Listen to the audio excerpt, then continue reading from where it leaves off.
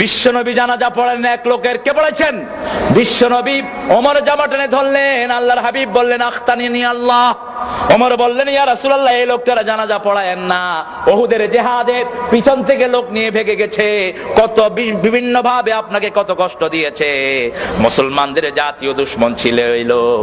আল্লাহর হাবিব বললেন আমার আল্লাহ তো আমাকে এখনো নিষেধ করেন নাই।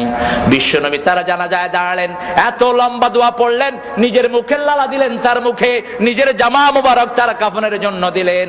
আল্লাহ বললেন নবী, একবার না দুইবার না 70 বার যদি লাউ তাস্তাগফিরুনা 70 মাররা লান ইয়াগফিরাল্লাহু যুনুবা, যদি 70 বার তার জন্য আপনি মাপ চান, আল্লাহ তার জীবনের গুনাহ মাফ করবে না।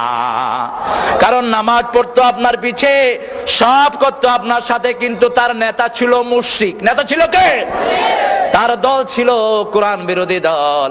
অতএব কোরআন বিরোধী লোক কোনদিন আপনার সাথে কবুল হতে পারে না। সেজন্য আমার আল্লাহ বলছেন প্রথমে তোমার নেতা ঠিক করে নিবা, কোন নেতার পিছনে যাবা। কিয়ামতের ময়দানে সূরা বনী ইসরাঈলে আল্লাহ বলছেন আমি কোন মানুষকে একাকী ডাকবো না। ইয়াউমা নাদউ কুল্লু উনাসিন বিইমামিহিম, আমি প্রত্যেক মানুষকে তার ইমাম সহকারে ডাকবো। কার কথা? ইমামকে আগে ডাকবো, কোন নেতার পিছনে চলেছে সেই নেতাকে আগে ডাকবো, তারপরে কর্মীদেরকে ডাকা হবে। নেতা সাহেব আসবেন, জীবনেও পশ্চিম দিকে ফিরে আষাঢ় খায় না, এরকম নেতা আছে না নাই? কমিউনিস্ট আছে না নাই? নেতা সাহেব আসবে, আরে সর্বনাশ। কর্মীদেরকে আল্লাহ বলবে দোকান ভাঙছিলি কেন? কই এইটা কইছে। ওই মানুষের কষ্ট দিয়েছিলি কেন? এই যে এই নেতা কইছে ইন্না সাদাতানা ওয়া কুবারানা ফাআদাল্লানা, আমাদের এই নেতাগুলো আমাদেরকে গোমরা বানিয়েছে, আমাদেরকে পথভ্রষ্ট করেছে, মানুষকে অত্যাচারিত করার জন্য সব সময় কুমন্ত্রণা দিছে। নামাজের কথা বলে নাই, রোজার কথা বলে নাই, মানুষের উপরে ইহসানের কথা বলে নাই। কথাগুলো কোরআন শরীফে আছে না নাই? এবার নেতাগুলো কি জবাব দিবে সেটাও সূরা ইব্রাহিমে আল্লাহ তুলে দিয়েছেন। আল্লাহ বলছেন নেতাগুলো সেই দিন বলবে ফালা তালুমুনি, পড়েন ফালা তালুমুনি ওয়ালুমু আনফুসাকুম, আমাদেরকে বৎসরা দিও না, আমরা তো তোমাদেরকে কোরআন দিয়ে ডাকি নাই, হাদিস দিয়ে ডাকি নাই, সাহাবীদের চরিত্র দিয়ে ডাকি নাই, নবীদের কথা দিয়ে ডাকি নাই, কোন মুমিনের উপমা দিয়ে ডাকি নাই। দাউতুকুম ফাস্তাজাবতুম লি, এমনি ডাক দিয়েছি, দলে দলে আমাদের ডাকে সাড়া দিয়েছো, এখন কেন আমাদেরকে দোষারোপ করো? আছে না নাই? এবার কর্মীরাও হতাশ, নেতারাও হতাশ। এবার বলবে আল্লাহ যেহেতু জাহান্নামে যেতেই হবে, রব্বানা, পড়েন রব্বানা আরিনাল্লাযাইনি আদাল্লানা মিনাল জিন্নি ওয়াল ইনস নাজআলহুমা তাহতা আকদামিনা লিয়াকুনা মিনাল আসফালিন। ও আমাদের রব, show us those leaders, show us those people who make us stray, ওই লোকগুলোকে দেখা দেন যারা আমাদেরকে গোমরা করেছে, আমাদেরকে তৌহিদের পথে আসতে দেয় নাই, নামাজের পথে আসতে দেয় নাই, আযানের পথে আসতে দেয় নাই, ঈমানের পথে আসতে দেয় নাই। আল্লাহ আমাদেরকে ওই সমস্ত নেতাগুলো থেকে আপনি হেফাজত করেন। সেজন্য নামাজ আছে যেখানে আমরা থাকবো, 5 ওয়াক্ত নামাজ কোনোদিন ছেড়ে দেব না। রাজি আছেন তো? কারা কারা একটু আল্লাহকে দেখান,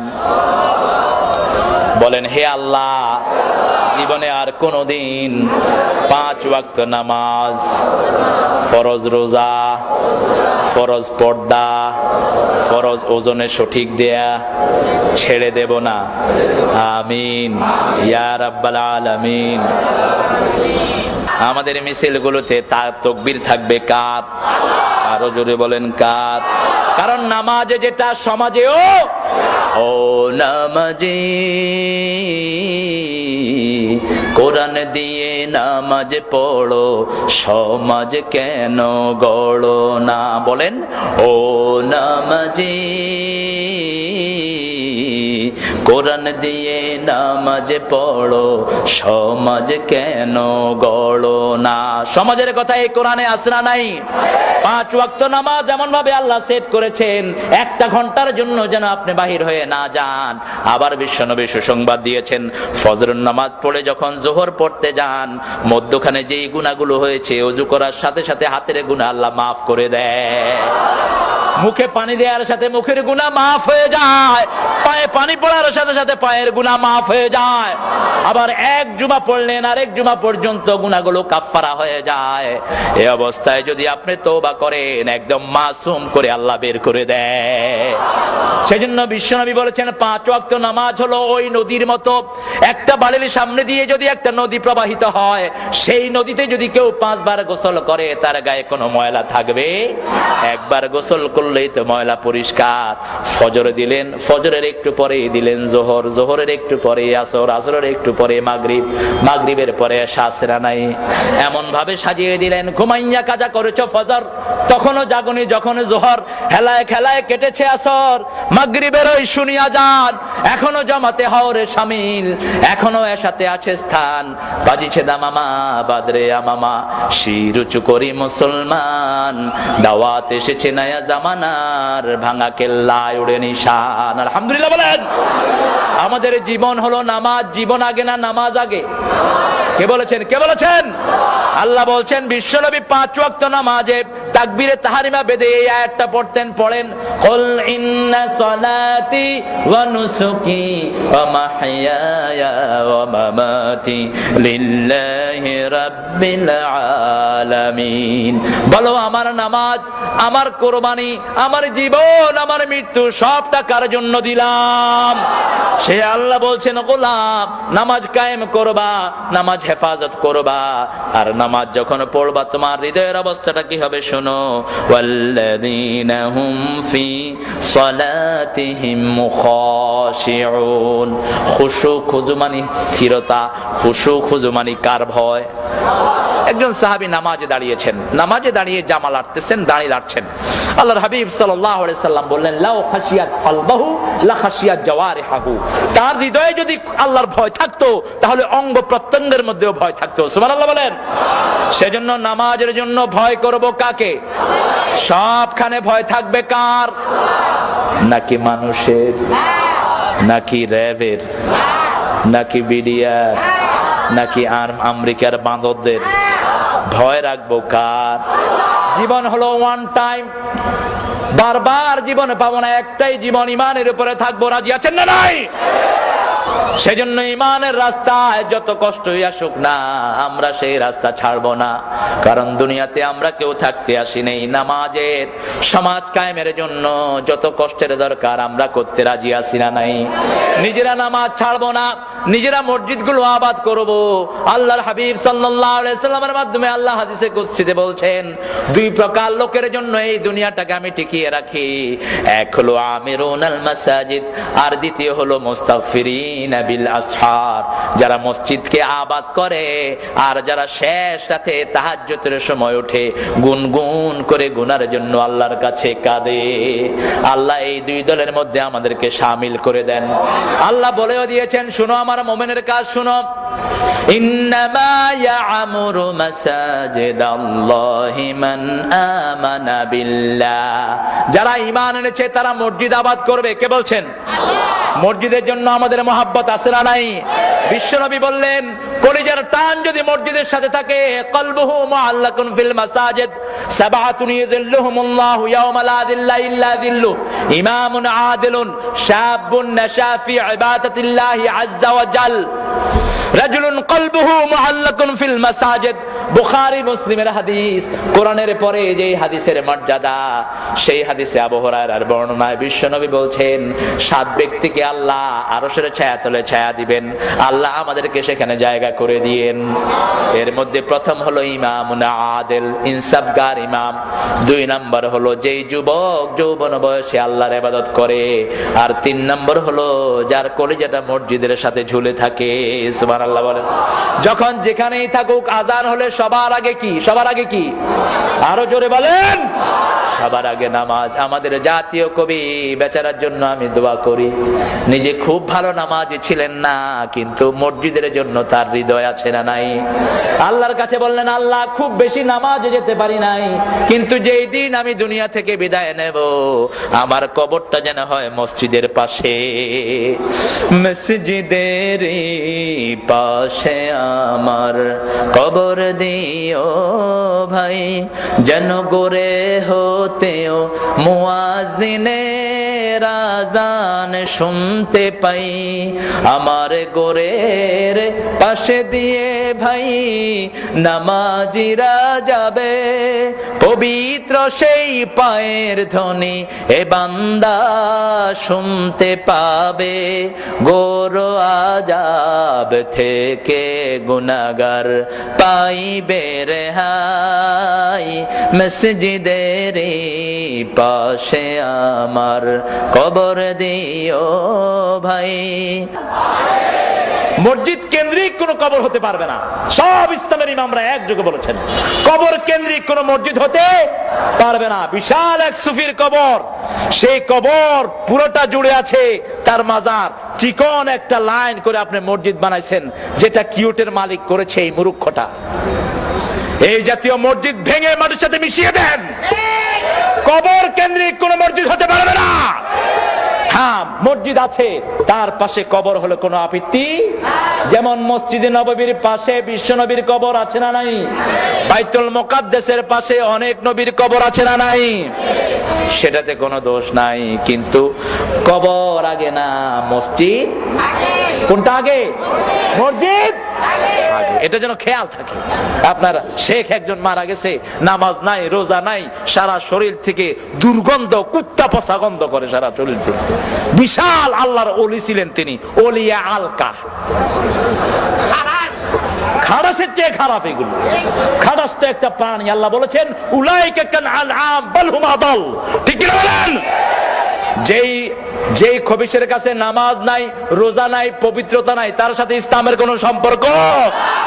বিশ্বনবী এত পবিত্র ছিলেন, কোন বাচ্চার মাথায় হাত দিলে ওই মাথা থেকে আতরের ঘ্রাণ বেরোতো।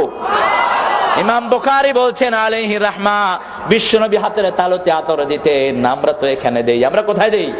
এখানে দেই। বিশ্বনবী এখানে দিতেন। কারো সন্তানের মাথায় হাত দিলে সবাই বুঝতো এই শিশুর মাথায় হাত দিয়েছেন মুহাম্মদ সাল্লাল্লাহু।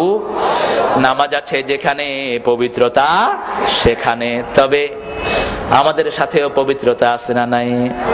বিড়ি খাওয়া সুন্নত না নফল? বিড়ি আছে না নাই? বিড়ি সুগন্ধ না দুর্গন্ধ? বিড়িতে অপচয় আছে না নাই? বিড়ি যেটা খায় ওটা জামাল নাড়া দিলেও জামার থেকে কিসের গন্ধ কয়? আবার পায়খানার ভিতরে বৈশা বিড়ি খায়, এরকম লোক আছে না নাই? আহারে, এই বিড়ির আবিষ্কারক হলো ইহুদির বাচ্চারা। পৃথিবীর সব অপকর্মের হোতা ইহুদি এবং মুশরিকের বাচ্চারা। আর ইসলামের জাতীয় দুশমন তারা কে বলেছেন? কে বলেছেন? লাতাজিদান্না আশাদ্দান নাসি আদাওয়াতান লিল্লাযিনা আমানুল ইয়াহুদ ওয়াল্লাযিনা আশরাকু। আল্লাহ বলেছেন ইসলামের জঘন্য দুশমন, মুমিনদের জঘন্য দুশমন হলো ইহুদির বাচ্চা এবং মুশরিকের বাচ্চারা। এদের সাথে আমাদের কোনো সম্পর্ক? সেজন্য প্রত্যেক নামাজে আল্লাহ খবর নেন শিরকের সাথে কোনো সম্পর্ক আছে কিনা।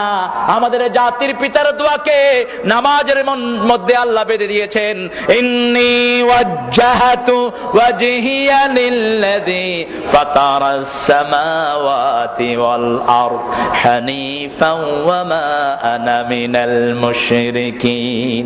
আমি আমার আল্লাহর দিকে মুখ ফিরিয়ে দিলাম, যেই আল্লাহ আকাশও বানিয়েছেন, জমিনও বানিয়েছেন। সুবহানাল্লাহ বলেন। আকাশের কোনো কিছুর দিকে আমি মুখ ফিরাবো না। সূর্য আমার দেবতা নয়, চন্দ্র আমার দেবতা নয়, গাছ আমার দেবতা নয়, তুলসী গাছ আমার পূজনীয় নয়, সাপ আমার নয়। এই জমিনকে, গোটা জমিন যিনি বানিয়েছেন, গোটা আকাশ যিনি বানিয়েছেন, সেই আল্লাহর দিকে আমি মুখ ফিরিয়ে দিলাম। আর অন্য কাউকে দেব না। হানিফান ওয়া মা আনা মিনাল শিরকের সাথে আমার কোনো সম্পর্ক। আবার এই যে হজে যাচ্ছে এখন মানুষ, সেই হজে যাওয়ার সময় এই স্লোগানটা আল্লাহ নিয়েছেন কি নেন নাই? আল্লাহ বলেন, গোলাম এতদিন তো চুপচাপ ছিলি, ঘুমিয়েছিলি, এখন কি জন্য আমার কাছে হজ করতে আসলি? গোলাম জবাব দেয়, লাব্বাইক লা শারীকা লাকা লাব্বাইক। ও আল্লাহ, আমি আপনার কাছে হাজিরা দিতে এসেছি। এতদিন ভালো নামাজি ছিলাম না, কোরআনের দলে ছিলাম না, ইসলামের ভিতরে ছিলাম না, নাস্তিক মুরতাদদের পিছনে দৌড়ে দৌড়ে জীবন নষ্ট করেছি। আল্লাহ, আমি এখন বুঝেছি, এখন আমি আমার জীবনে সাদা মাটা কাফনের কাপড় গায়ে দিয়ে আমি হাজিরা দেওয়ার জন্য এসেছি। আগে যত কোটি লোক মুসলমান ছিল, এখন বাড়ছে না কমছে? প্রতিদিন বাড়ে না কমে। সেজন্য ঈমান আছে যেখানে সফলতা সেখানে, নামাজ আছে যেখানে সফলতা সেখানে। যার কাছে নামাজ নাই তার সাথে নবীর কোনো সম্পর্ক, আল্লাহর কোনো সম্পর্ক। অনেক লোক আছে আমাদের সমাজে কয় হুজুর নামাজ পড়ি না কিন্তু ঈমান খুব মজবুত। আছে না নাই? তো তোর বুকের হাড্ডির নাম কি ঈমান নাকি? তুই যদি ঘুষা দিয়া বুক ফাড়ায়ও ফালাস তোর তো ঈমান থাকলো না। তোমাকে নামাজ পড়তে হবে। আমার নবী বলেছেন 5 ওয়াক্ত নামাজ যারা জামাতে পড়ে ফাস্তাশহাদু বিল ঈমান, তাদেরকে মুমিনের সার্টিফিকেট দিয়ে দাও। আবার আল্লাহ বলেছেন বহু নামাজি আছে তাদের নামাজগুলো আল্লাহর দরবারে পৌঁছে না, নামাজ পড়তে যায় কিন্তু তারা সেখানে অভিশাপ নিয়ে বাড়ি ফিরে আসে। আছে না নাই? ফাওয়াইলুল লিল, পড়েন ফাওয়াইলুল লিল মুসাল্লিন আল্লাযীনা হুম আন সালাতিহিম সাহুন আল্লাযীনা হুম ইউরাউনা ওয়া ইয়ামনাউনাল মাউন। ওই মুসল্লিদের জন্য অভিশাপ। কে বলছেন? আরো জোরে বলেন, কে বলছেন? যারা নামাজের ব্যাপারে উদাসীন, নামাজ পড়ে কি পড়ে জানে না, নামাজ পড়ে সমাজে সে আরেক বেনামাজি নেতার পিছনে চলে আসে না নাই? নামাজ পড়ে ঠিক কিন্তু সুদের আন্দোলন করে, আছে না নাই? নামাজ পড়ে ঠিক কিন্তু সুদী ব্যবসায়ী করে। আল্লাহ রাব্বুল আলামিন বলেছেন তোমরা যদি মুমিন হতা কখনোই সুদী ব্যবসা করতে না, ঠিক না বে ঠিক? সেজন্য আমার আল্লাহ রাব্বুল আলামিন বলছেন গোলাম যারা নামাজ পড়বে না এরা প্রথম জাহান্নামী হবে। কার কথা? কার কথা? يتساءلون عن المجرمين ما سلككم في سقر لم نك من المصلين ولم نك نطعم المسكين। কার কথা? মুজরিমদের ব্যাপারে প্রশ্ন এসেছে। আল্লাহ বলবেন, কোরআনের ভিতরে শিখিয়ে দিয়েছেন, জান্নাতীরা যখন বলবে ও ভাইয়েরা তুই তো বড় ব্যবসায়ী ছিলি, তুই তো বড় নেতা ছিলি, আজকে জাহান্নামী হলি কেন?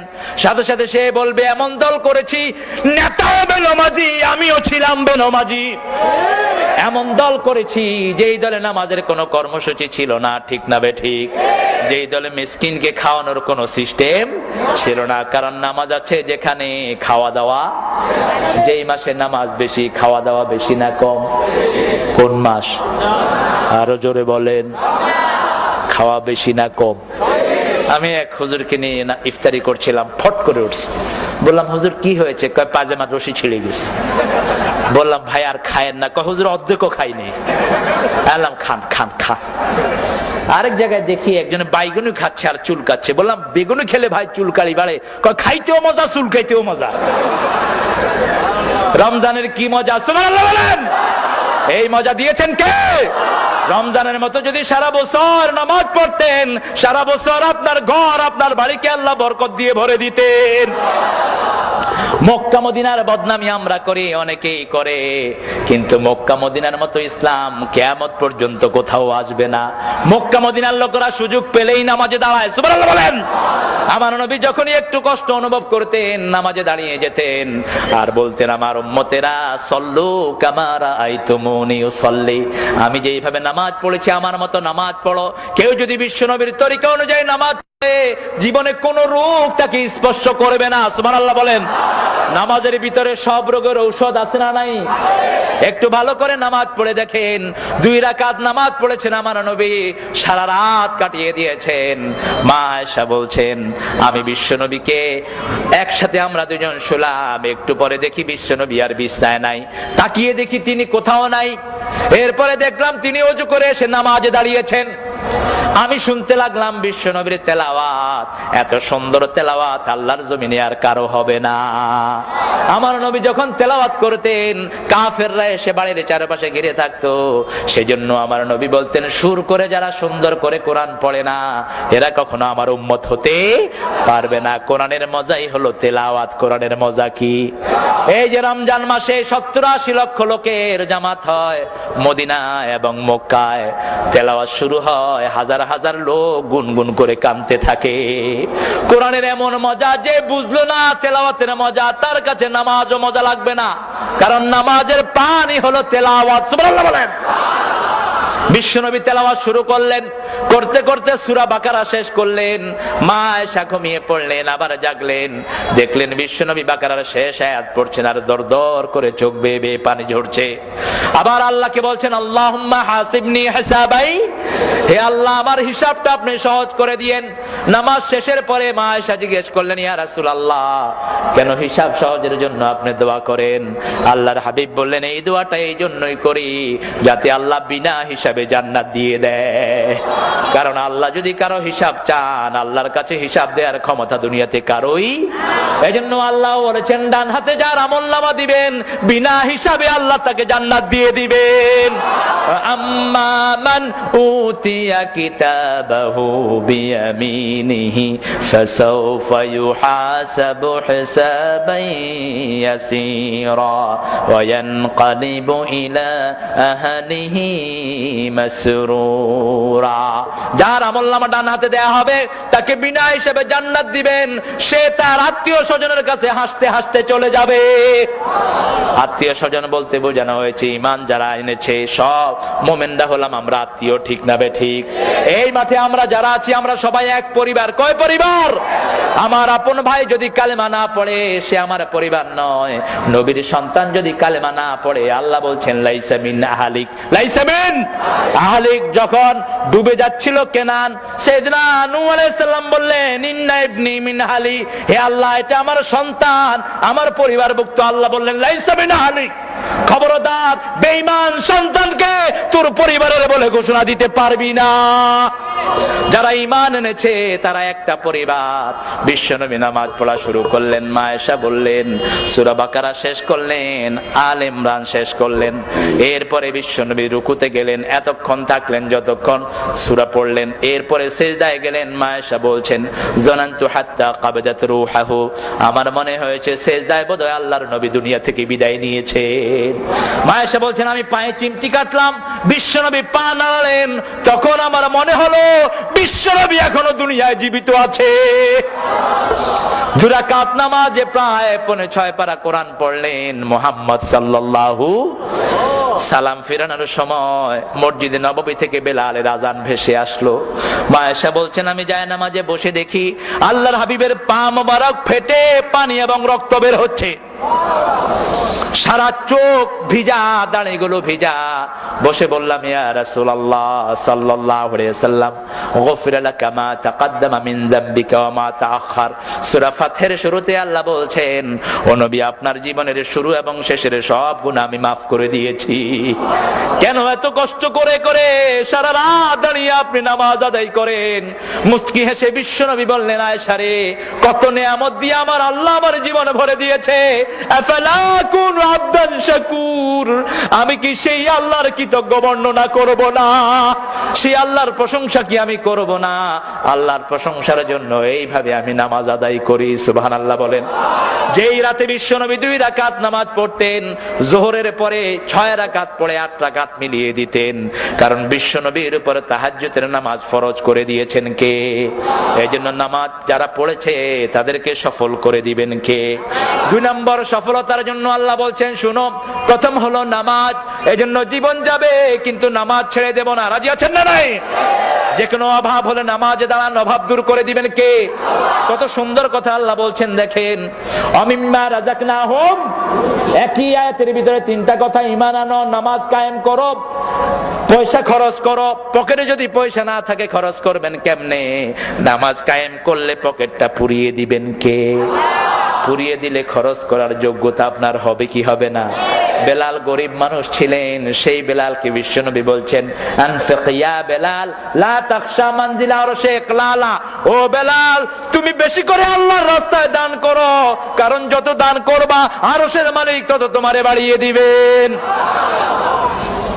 এজন্য মুমিনের আশেপাশে কোনো গরিব থাকতে পারে না। আমরা নিজে যা খাবো প্রতিবেশীকে তা খাওয়াবো। রাজি আছেন না নাই? সেজন্য আমার আল্লাহ বলছেন, গোলাম দুনিয়া আখিরাতে যদি সফলতা চাও, সফলতার প্রথম মাপকাঠি হলো নামাজ। প্রথম কি? প্রথম ঈমান, 2 নম্বরে নামাজ। আর যার ঈমান নাই তার নামাজ কখনো কবুল। এরকম বেনামাজি আমাদের দেশে আছে না নয়? ওযু ছাড়া নামাজ পড়ে আছে না নয়? এক এলাকায় নামাজ পড়ে কয়েকজন বড় বড় নেতা, নাম বলবো না আমি, তো বললাম ভাই আপনি তো নামাজ পড়লেন, ওযু করছেন? কয় হুজুর মুখ ধুইছি। মুখ ধুইলে ওযু হয়? কথা কন না কেন? আরেক নেতার পাশে আমি বসলাম, তো নেতা সবাই দেখে দেখে ওযু করতেছে। এখন ওযুর কুলির পানি যে আমরা ফালা দিই, নেতার আর খবর নাই। আমি কই পানি করস কি? কয় খেয়াল আইতেছি সব। পোড়া কপাল। আল্লাহ কিয়ামতের ময়দানে বলবেন সেজদা দে, সেজদা দে। দুনিয়াতে সেজদা দানকারীদের সাথে আন্দোলন করো নাই, ভালো লাগে নাই টুপিওয়ালা দাঁড়িয়েদেরকে, ঠিক কিনা বলেন? দুনিয়াতে সেজদার বিরুদ্ধে, কোরআনের বিরুদ্ধে, ইসলামের বিরুদ্ধে অকথ্য ভাষায় যা আসছে মুখে তাই বলেছে। আজকে বলবে আমার জান্নাতে যেতে চাস, একটা সেজদা দে। দুনিয়াতে যারা সেজদা দেয় না, আখিরাতে তারা সেজদা দিতে পারবে না। আর আমাদেরকে আল্লাহ রাব্বুল আলামিন বলবেন তোর সেজদা দিতে হবে না, কারণ তোর কপালেই আমি সেজদার চিহ্ন দিয়ে দিয়েছি। ফি উজুহিহিম মিন আসারিস সুজুদ। সুবহানাল্লাহ বলেন। মুমিনদের চেহারার মধ্যে সেজদার চিহ্ন আছে না নাই? আপনি যত কালোই হন, সেজদার চিহ্ন দিয়ে দিবেন কে? আবার যেই মাটিতে সেজদা করেন ওই মাটি আপনার জন্য সাক্ষী দিবে।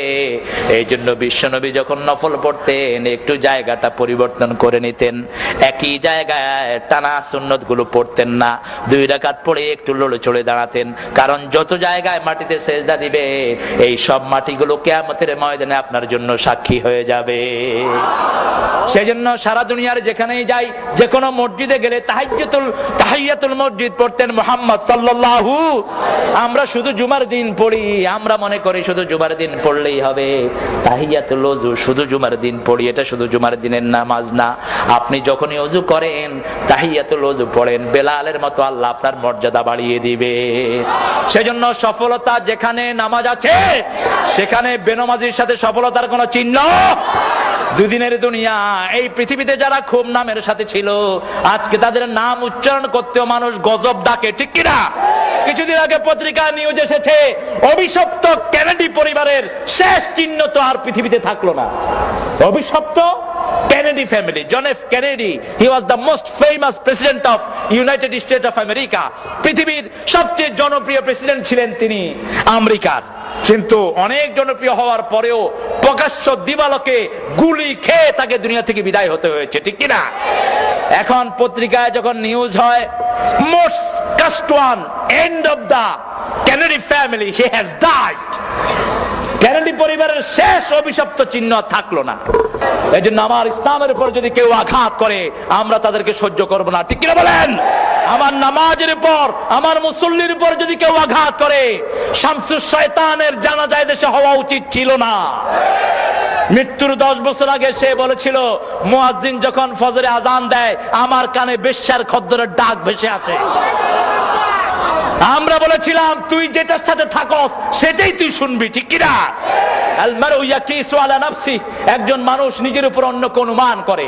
আপনি যখন ফজরের ওযু করতে যাবেন, পুকুরের ওই ঘাটলায় যদি কেউ হাত দেয় আপনি বুঝবেন ওই পাড়েও আল্লাহর প্রিয় একজন নামাজি মুসল্লি আছে, ঠিক কিনা? আর যদি আপনি হন কাটা চোর, ওই পাশে মুসল্লি থাকলে আপনি কি ভাববেন? সেই লোকের জন্য কেন জানাজা হলো আমার বুঝে আসে না। সারা জীবন তিনি ইসলামের বিরুদ্ধে কথা বলেছেন, ঠিক না বেঠিক? মৃত্যুর আগে দিয়ে বলেছে আমি সবচেয়ে ঘৃণা করি মওতকে, আর মৃত্যু আমাদের জন্য উপহার, মুমিনের জন্য মৃত্যু হাদিয়া। সুবহানাল্লাহ বলেন। বলেছেন মুহাম্মদ সাল্লাল্লাহু। এরপরে আল্লাহ বলছেন কাদ আফলাহা মান যাক্কাহা, যে নিজেকে পরিশুদ্ধ করলো সে সফল হয়ে গেল। সুবহানাল্লাহ বলেন। এজন্য নামাজ আছে যেখানে সফলতা সেখানে, রোজা আছে যেখানে সফলতা, প্রদর্শন ইচ্ছা আছে যেখানে শিরক আছে। আমরা কার কাছে চাইবো? আমাদের আল্লাহই যথেষ্ট, ঠিক কিনা? আল্লাহুম্মা আমিন। লা ইলাহা ইল্লা হুয়াল হালিম সুবহানা রাব্বিল আরশিল আযীম। আল্লাহুম্মা লা মানিআ লিমা আতাইত ওয়া লা মু'তিয়া লিমা মানাত ওয়া লা ইয়ানফা'ু যাল জাদ্দি মিনকাল জাদ। লা ইলাহা ইল্লা হুয়া আলাইহি তাওয়াক্কালতু ওয়া ইলাইহি উনীব। ইউহয়ি ওয়া ইউমীতু ওয়া আলা কুল্লি শাইইন কাদির। আল্লাহুম্মা সাল্লি ওয়া সাল্লিম আলা নাবিয়িনা মুহাম্মদ ওয়া আলা আলিহি ওয়া আসহাবিহি ওয়া আজওয়াজিহি ওয়া আতবাইহি ওয়া যুররিয়াতিহি ওয়া মান তাবি'আহু বিইহসান ইলা ইয়াউমিদ্দিন।